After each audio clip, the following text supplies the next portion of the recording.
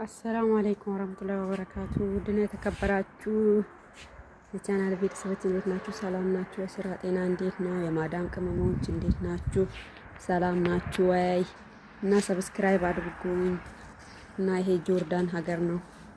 ሴትዮዋ ዱባይ ነበርን፣ ጆርዳን ሀገር ይዛኝ ሄዳ ነው። እና እንዴት ናችሁ? ሰላም ናችሁ ወይ? እና ቤተሰብ አድርጉኝ።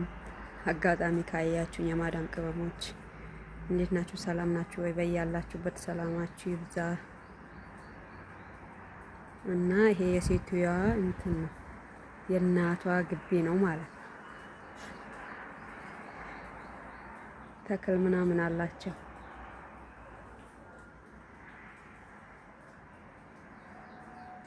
እና አበረታቱኝ፣ እሺ አበረታቱኝ።